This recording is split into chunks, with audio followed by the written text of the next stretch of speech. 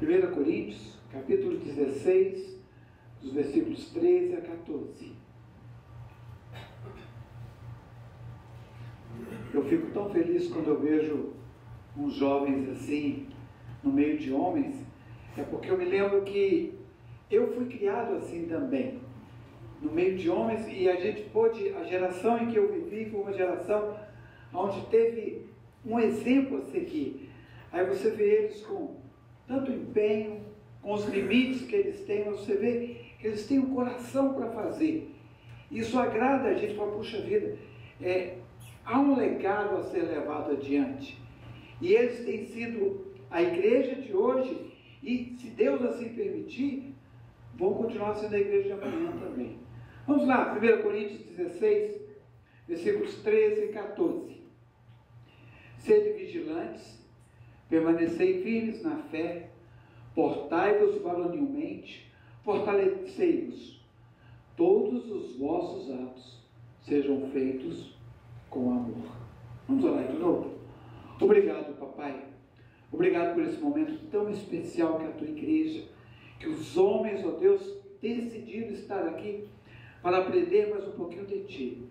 Obrigado, ó Deus, pelo privilégio de podermos estar ouvindo a tua voz. Fala conosco hoje. Fala, Senhor, que possamos entender o que o Senhor tem a dizer a cada um de nós.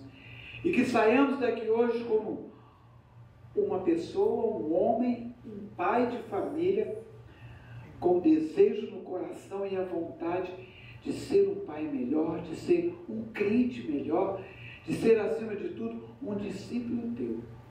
Fala conosco, papai. É a oração que te peço no nome de Jesus. Amém, Senhor. Duas filas se formaram aqui na porta da City Church, e uma estava escrita assim: homens que não são líderes espirituais de suas famílias, entrem na fila da direita. E na outra porta estava assim: homens que são líderes espirituais da sua família, peguem a porta da esquerda. Aí 99% foi para a porta da direita, e só um homem foi para a porta da esquerda. E aí o pessoal perguntou para eles assim: olha, contem para a gente qual é o segredo de você ser um líder espiritual da sua igreja. Aí ele falou comigo assim: olha, eu só estou aqui porque aqui foi o lugar onde a minha esposa mandou que eu ficasse. Então nem ele mesmo sabia o que ele estava fazendo. Por que eu estou falando isso para os irmãos? Porque nós, homens, somos chamados a liderar a nossa casa. E eu queria mostrar isso para você.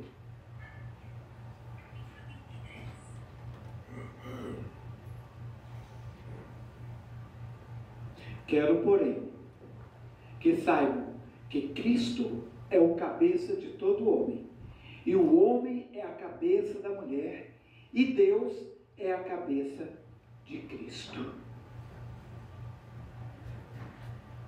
Nós somos chamados a sermos líderes espirituais da nossa casa. Hoje há uma necessidade muito grande de que nós, homens, assumamos a liderança das nossas famílias.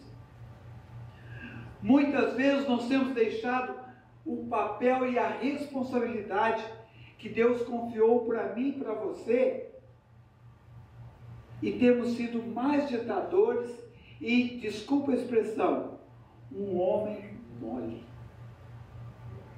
Nós temos deixado de lado os princípios de ser um homem segundo o propósito de Deus. E eu queria, antes de entrar no meu texto que eu tenho para falar para você, de trazer dois fatores que demonstram a importância de eu e você como líder espiritual da nossa casa. O primeiro eu já te falei, que foi que nós temos a responsabilidade de liderar nossos lares, porque Deus nos fez líderes. Em 1 Coríntios 11, 13, fala o texto que nós lemos. Quero, porém, que saibam que Cristo é o cabeça do homem, e o homem é a cabeça da mulher, e Deus é a cabeça de Cristo. Esta mesma verdade, nós encontramos ela em Efésios 5, 22 e 23. Esposas, que cada uma de vocês se sujeita a seu próprio marido, como ao Senhor. Porque o marido é o cabeça da esposa, como também Cristo é a cabeça da igreja, sendo Ele próprio o Salvador do corpo. E eu queria que você notasse uma coisinha muito importante aqui. Deus não nos chamou para ser cabeça ou líder de casa. Deus nos mostrou e fala para a gente que eu e você, nós não nos tornamos líderes, nós somos líderes. Aí surge a pergunta muito clara: será que eu sou um bom ou um mau líder? Essa é a pergunta. A polícia está formando essa semana 200 novos oficiais. E eles vão pegar aquela espada. Vai ter a formatura deles. Oficialmente, eles vão ser oficiais. Eles serão primeiros tenentes. Mas eles só são primeiros tenentes e oficiais teóricos. Eles precisam ter prática. A mesma coisa somos nós. Eu e você. Quando nós nos casamos, quando nós assumimos a responsabilidade de ter um lar, ali, depois dos votos matrimoniais, quem é que entra num casamento sabendo alguma coisa? No primeiro casamento. Muitas vezes a gente entra cru. Muita gente não sabe o que vem pela frente, não é verdade? Hoje não, hoje está passando, tem gente que está no terceiro, no quarto, no quinto casamento, mas quando você se casa pela primeira vez, você entra quase que no escuro. Você não sabe o que vai vir pela frente. Aquele sonho da princesa naquela carruagem linda e maravilhosa, ele acaba no outro dia. Se estivermos na América, os bills da despesa do casamento começam a aparecer. Aí, então é o que nós precisamos ver. Mas, espiritualmente falando, você foi delegado por Deus para ser o líder daquele lar. E aqui eu queria abrir um parênteses com você. Uma mulher de Deus, ela quer que o homem seja o líder espiritual da casa dela. Uma mulher que conhece a palavra, ela não quer assumir as responsabilidades do líder daquela casa. Ela só vai assumir se eu e você não tomarmos uma posição. Por isso que há uma importância muito grande. E eu queria, se nós formos em Mateus 28, 19 e 20, lá fala sobre a grande comissão. E ali fala assim: e tendo ido, fazei discípulos. Não é uma ordem? Aqui é a mesma coisa. Se você casou, o Senhor está promovendo você a líder espiritual da sua casa. E aí você precisa trabalhar para que essa casa seja a honra e para a glória do Senhor. Será que eu e você temos feito isso? E aqui eu quero trazer para você o segundo fator que nos mostra que você está sendo um bom líder ou um mau líder da sua casa. O segundo fator é o fator multiplicador. No primeiro, nós conhecemos a nossa responsabilidade. Segundo, se o pai andar com Deus, se você ensinar a sua esposa, se você ensinar a seus filhos a amar a Deus, a obedecer a palavra dele, a sua família será uma família forte. Se nós tivermos uma família forte, essa família vai influenciar o meio aonde ela está. Separando aí, se a nossa família, se a minha família for uma família forte, a igreja vai ter uma referência forte. Se a sua família é uma família forte, essa igreja vai fazer diferença no lugar aonde ela está. Você já pensou bem como que uma mudança começa a partir de um primeiro passo? A mudança acontece quando nós decidimos tomar uma posição. E aqui eu quero mostrar para vocês que há uma responsabilidade investida muito grande sobre você. Queira ou não, Deus te colocou como líder espiritual da sua casa. E Ele colocou um bem precioso na sua mão. Salmo 127, versículo 3. Herança do Senhor são os filhos, o fruto do ventre, seu galardão. Homem, líder espiritual da sua casa, os filhos que você tem não são seus. Deus permitiu que você cuidasse deles.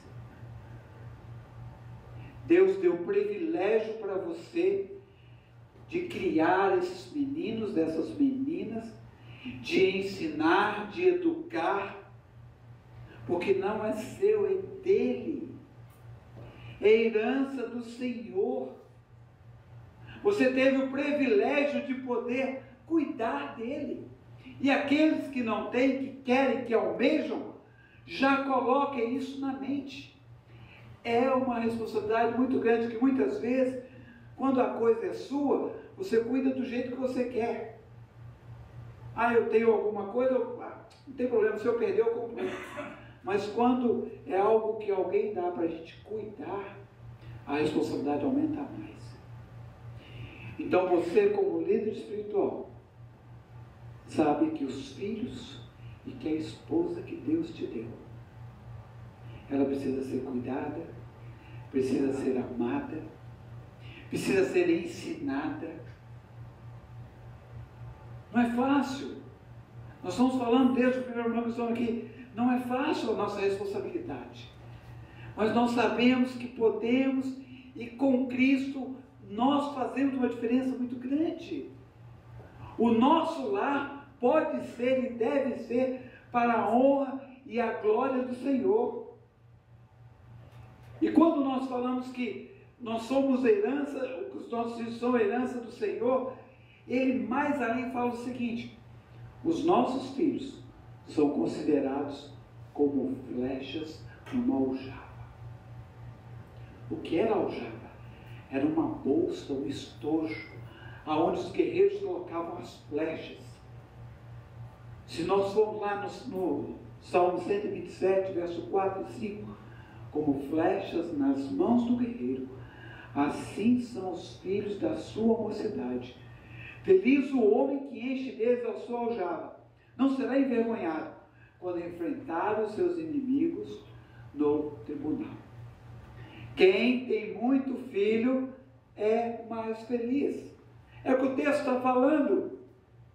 Quem tem muito filho, mas aí fala assim: pastor, mas quem tem um é feliz também, mas quem tem 5 é feliz mais ainda. Tem 5 vezes mais dor de cabeça, mas é feliz. Não é uma verdade? É algo interessante que podemos ver, irmãos, enquanto esse mundo, nós vemos tantos problemas, tanta coisa que está fazendo com que nós saiamos da presença de Deus. O Senhor está falando para a gente assim: olha, esse lar cristão, ele resiste nessa batalha e na invasão deste mundo nas nossas vidas. Aí aqui entra aquela expressão: não tem nada a ver. O que eu estou fazendo não tem nada a ver, não vai mudar. Não tem problema eu fazer o casamento e o pastor celebrar o casamento, depois do casamento vai para o bar. Não tem nada a ver. A cerimônia vai ser feita no bar, não tem nada a ver. O pastor já foi lá e já abençoou o casamento, agora o que acontecer é lucro. Eu e você temos a responsabilidade de ensinar os nossos filhos a estar no caminho do Senhor. Nós temos hoje uma geração Nutella, rasinha. Mas eu digo para vocês, a responsabilidade também não é só da mãe, não. É do pai. É do pai que foi omisso, é do pai que achou que era só pôr dinheiro dentro de casa, pôr arroz e feijão. É a expressão que a gente sempre ouvia. A responsabilidade do pai é pôr comida dentro de casa.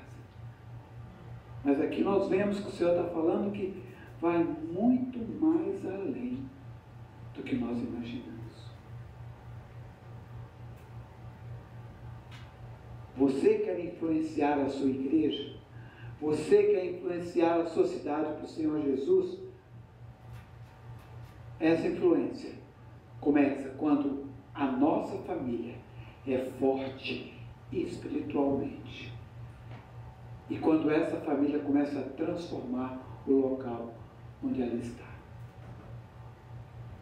Se essa família é uma família forte, a igreja onde ela congrega também vai ser uma igreja forte. Nunca mais será o mesmo se cada um de nós tomarmos nossa posição como líderes espirituais da nossa igreja. Por que eu digo isso? Mateus 5,14. Vocês são a luz do mundo. Não se pode esconder uma cidade no alto de um monte. Não se pode esconder a cidade no alto de um monte. Como vamos esconder uma igreja forte? Não tem como, ela vai aparecer. As qualidades vão estar evidentes. As famílias vão fazer diferença onde elas estão. Os homens, as mulheres, as crianças. Essa igreja fará uma diferença enorme no lugar onde ela está. Mas aqui também, meus irmãos, tem um outro lado do efeito multiplicar. Que se você não tem a multiplicação positiva, se você é um pai ditador, se você é um pai abusivo, se você é um pai mole, você vai se tornar um peso morto que atravanca o progresso do seu lar. Famílias fracas, por sua vez, igrejas fracas, não faz diferença aonde eles estão. Muitas vezes, a minha falha, a minha deficiência tem contribuído para o prejuízo espiritual do local onde eu estou. Não há transformação de vida na região onde eu estou morando, porque a minha liderança do meu lar está falido. E eu queria confrontar você, crente ou não, há uma responsabilidade sobre você. Nossa liderança espiritual é importante por causa da influência que causa sobre os outros, tanto positivo como negativo. Por isso que temos que ter a responsabilidade de qual é a liderança que temos no nosso lar. E eu queria voltar com você no versículo que eu li com você a primeira vez.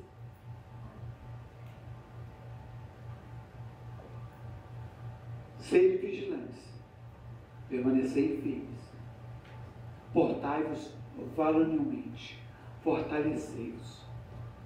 Se você ouvisse essas instruções desse jeito, sem saber o contexto em que ela estava, O que você imaginava que seria? Vamos falar assim, acho que é um sargento que está dando uma palavra de ânimo para a tropa ir para a guerra. Olha, fique vigilante, permanecer firme, não saia do seu posto, seja maduro, não se esqueça da força que você tem. Mas nós sabemos o contexto que nós estamos. E Paulo foi muito interessante. Depois de tantos problemas que aquela igreja teve, as divisões na igreja de Corinto, a tolerância da imoralidade que existia dentro da igreja, os irmãos processando uns aos outros, os cristãos achando que tinham algum direito e que cada um queria tomar posse de uma situação diferente. As mulheres na questão da oração e da profecia, os excessos que estavam acontecendo na ceia do Senhor, falta de maturidade. Aquela igreja estava passando por muitos problemas. E Paulo não poderia amenizar a atitude. Tanto é que se você ler 1 Coríntios, você vai ver que Paulo está exortando a igreja. Ele fala o pecado claro. Ele fala, precisa tomar rumo. Se ele não quiser, tira. Não deixa no meio. Se ficar no meio, vai contaminar os outros. E aí a gente vê Paulo dando as suas últimas palavras. Uma palavra de encorajamento. E aqui, irmãos, ele estava encorajando aqueles que permaneciam fiéis. Porque aqueles que não queriam compromisso, não iam dar a mínima por isso. Mas aqueles que permaneciam fiéis, ouviram o que Paulo falou. Meus irmãos, sede vigilantes. Aí eu pergunto para você, eu fui no dicionário buscar a palavra vigilante, e ele fala o seguinte: vigilante é um profissional responsável por garantir a segurança e a proteção de pessoas.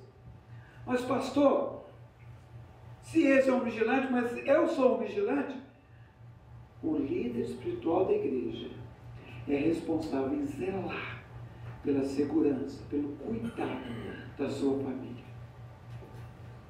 Por isso que eu falei com você que uma mulher de Deus, ela quer alguém que seja o líder dela. Ela vai descansar. Eu e você somos chamados a cuidar, a garantir, a guardar, a proteger. Você foi designado por Deus para garantir a proteção da sua família. Mas pastor, de quê? LGBT, A, B, C, D, E, F, G, H. Os trans que estão aí tendo a cada dia. Os banheiros que a cada dia que passa aumenta. Daqui a pouco tem mais banheiro do que gente, porque cada dia querem fazer um banheiro com uma pessoa diferente. Eu e você, nós não podemos ser um pai omisso. Nunca. Há uma responsabilidade. 1 Pedro 5, 8, 9 fala assim: vosso adversário, o diabo, anda ao derredor como leão que ruge, procurando alguém para devorar. O nosso adversário procurando alguém para devorar. Irmãos, mas pastor, e a minha família, como é que ela entra nisso? Os nossos filhos, quando eles eram pequenininhos, o que a gente fazia com eles? A gente dava banho e trazia para a igreja, não é? E agora, quando vai crescendo, fica maiorzinho um pouquinho, o que eu como pai, você como pai, tem que fazer? Nós estávamos falando lá fora, né? o menino é assim, a menina é lá, vai ser assim. E quando chega assim, papai, eu quero namorar. Quem não tem cabelo está de boa, mas quem tem cabelo acaba de cair tudo. Papai, eu quero namorar. O André falou que o negócio ali vai fazer ser feio. Ah lá, viu? Irmãos, quero dizer para vocês uma coisa. Nós precisamos ser mais espertos que os nossos filhos. O filho ou a filha não quer um pai bobo, quer um pai antenado com a situação. Parece que tem pai, que tem mãe, que fica assim, ó, acontece tanta coisa ao redor dele, que ele não vê. Você, como um pai, como líder espiritual da sua casa, precisa estar atento.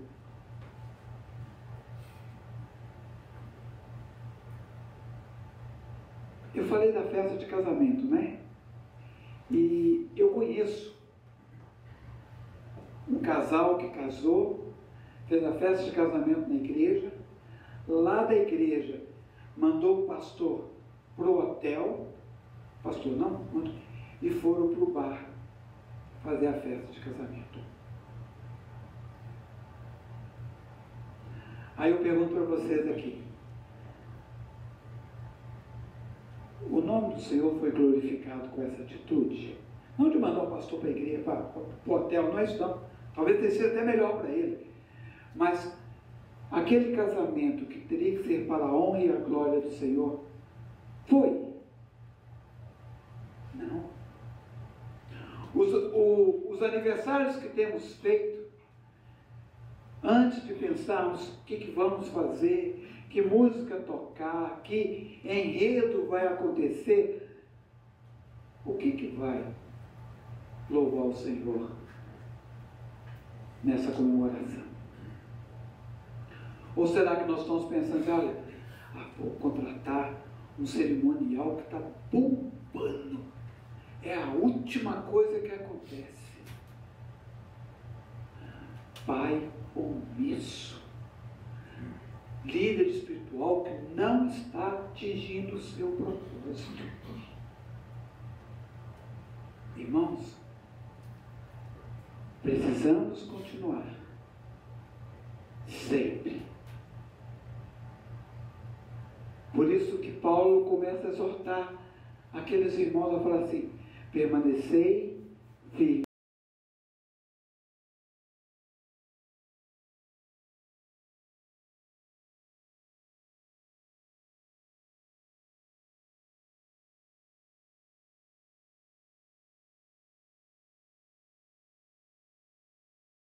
É aquela fé que foi entregue através do Evangelho para os santos.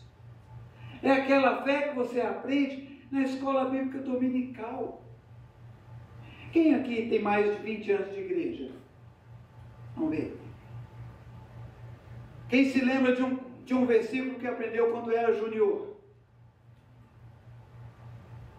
Deus amou o mundo, Deus seu filho, gente, Irmão, Tiago. Esse é muito fácil, Tiago. Esse é muito fácil. Irmãos, é isso que Paulo está falando para a gente aqui. Nós vamos poder permanecer firmes naquilo que nós conhecemos. Se nós não conhecemos, como é que nós vamos permanecer firmes? Qual fé nós vamos ter se a gente não vive aquela fé? Se a gente não pode, em momento algum, falar assim, eu não posso falar nada porque eu não sei. Olha lá, 2 Tessalonicenses 2,15. Assim, pois, irmãos, fiquem firmes e guardem as tradições que lhe foram ensinadas, seja por palavra, seja por carta nossa. Nós batemos muitas vezes, a gente fala assim, o judeu está errado porque ele usa o kippah, o judeu está errado porque usa isso, o judeu está errado porque faz aquilo, mas eles, errado ou não, eles guardam as tradições. Não estou defendendo, falando que eles são bons, não. Eu estou falando que nós temos o conhecimento da palavra e nós temos o privilégio de poder ensinar os nossos filhos, ensinar a nossa família o Evangelho pleno. De podermos mostrar para os nossos filhos o porquê de termos que fazer desse jeito. Já que nós estamos falando dos filhos, vamos comprar uma roupa. Será que seu filho tem coragem de levar você para comprar uma roupa com ele?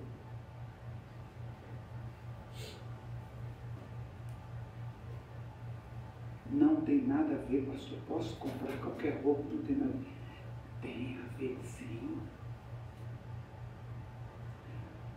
Quantos lares de muitas igrejas, o pai e a mãe vão para a igreja e os filhos estão no mundo atolados até o pescoço no pecado. Quantos pais e quantas mães choram. Irmãos, há uma responsabilidade. A expressão que chorar depois que o leite derrama já não adianta mais. Você precisa ensinar o seu filho o caminho que ele deve andar.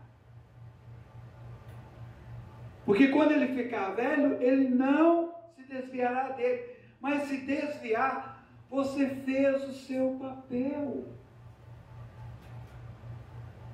Não é que você vai abandonar ele, não é que você vai jogar ele para fora de casa, não. Você vai continuar amando e orando por ele, mas é o caminho que ele seguiu. Vamos mais além um pouquinho. Você tem na sua família um filho ou uma filha que é gay ou lésbica. Mas eu sou o diácono da igreja, eu sou o pastor da igreja. Ame o que ele precisa ser amado, mas fale do amor de Jesus também para ele. É sério, irmãos. Há uma responsabilidade investida em você. E você precisa trabalhar, por isso que você precisa permanecer firme. Você não deve dormir, não deve piscar os olhos. Piscou, o cachimbo caiu. O diabo está ao derredor procurando a quem possa tragar. E aqui eu coloquei assim: será que nós temos sido exemplo para os nossos filhos, para a nossa esposa? Será que eu tenho lido a palavra? Será que os meus filhos me viram ou vão ver eu com a Bíblia aberta? Hoje a gente pega o celular, né? Mas será que você tem uma Bíblia de papel na sua casa e seu filho olha e vê você lendo a palavra? Será que a sua esposa vê você orando lá, chorando, pedindo para Deus abençoar a sua família?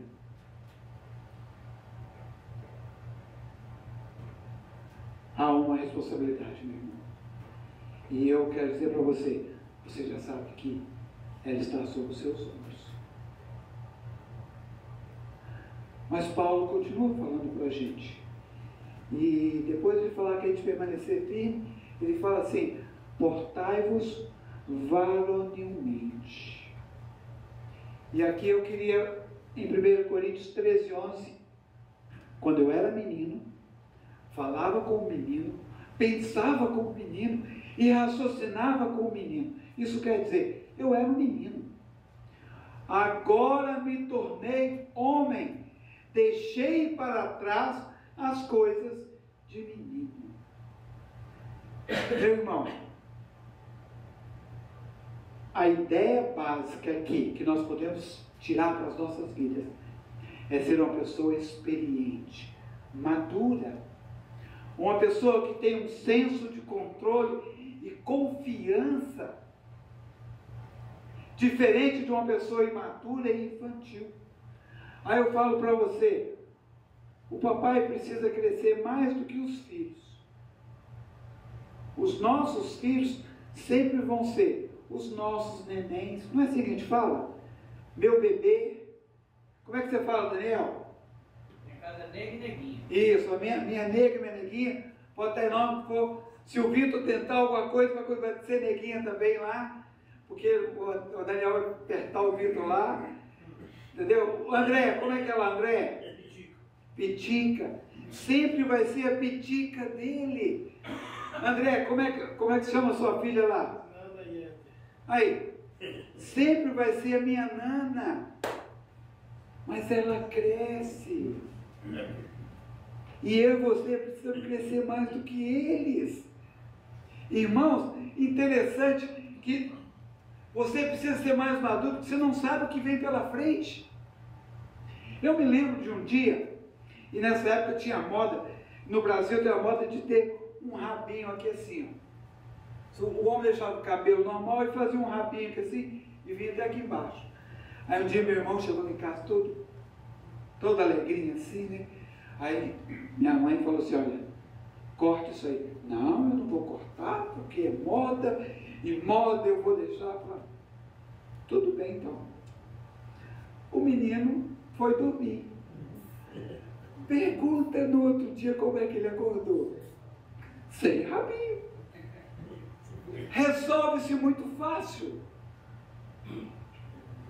Mas se você não toma uma posição dessa, daqui a pouco está vestindo roupas avessas, daqui a pouco está chegando sem roupa em casa, a calça aqui em cima, aqui em cima.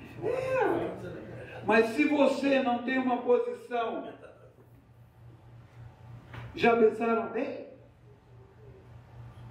2 Pedro 18 fala para a gente assim, olha, pelo contrário, cresçam na graça e no conhecimento do nosso Senhor e Salvador Jesus, que para Ele seja a honra e a glória, tanto agora como no dia eterno. Cresça, meu irmão, aprimore, seja amigo dos seus filhos, mas seja pai. Ah, meu pai é meu melhor amigo, mas ele sempre vai ser primeiro o seu pai. Não troque a ordem das coisas. E você, como pai, não deve deixar isso acontecer. Isso é normal de acontecer. E essas crianças sabem levar a gente na lábia. Não sabe, André? Deixava até sem carro. Ai! Quase que deixa o André. Se não levarem o André para casa hoje, ele não tem nem casa para dormir hoje. Estão pegando a mulher. Olha para você ver.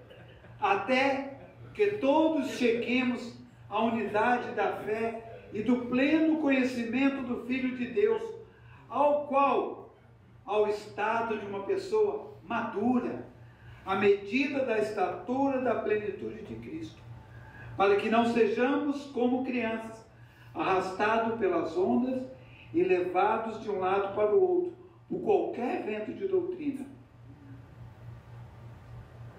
pela artimanha das pessoas, pela astúcia dos que conduzem ao erro. Os meus filhos e os seus filhos cresceram, e nós precisamos tratá-los como tal.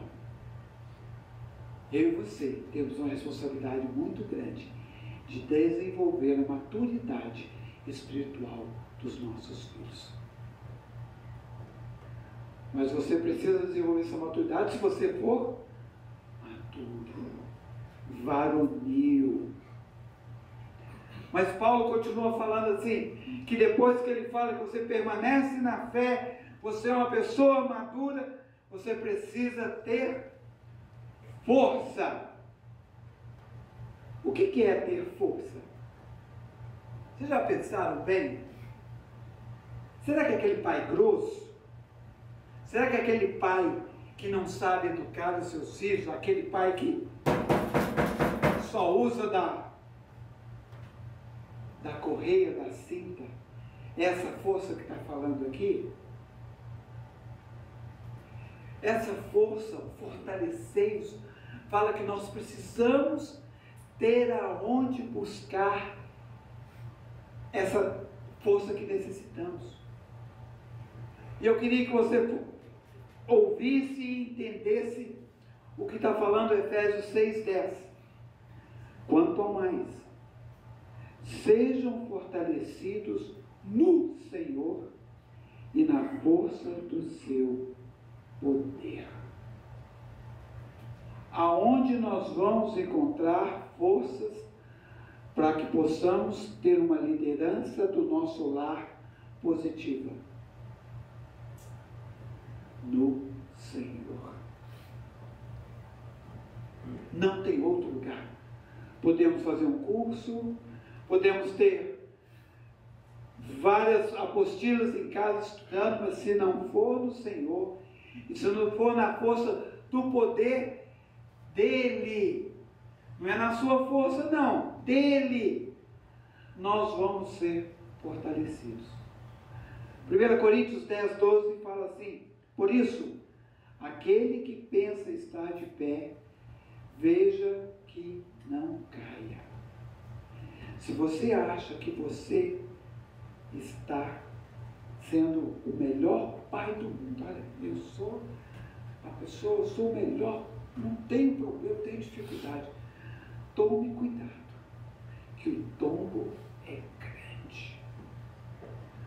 Nós não temos nada do que vangloriar, porque tudo que nós fazemos precisa ser para a honra e a glória do Senhor. Não tem, irmãos, não é vergonha, é um prazer nosso, como discípulos de Jesus, falar: olha, a minha vida é para a honra e a glória do Senhor. A minha família, o meu trabalho, tudo que eu faço é para a honra dEle. Não tem mérito nenhum eu chamar para mim: eu faço isso. Não vale. Não vale a pena. Filipenses 4:13 fala: tudo posso naquele que me fortalece. Tudo eu posso naquele que me fortalece.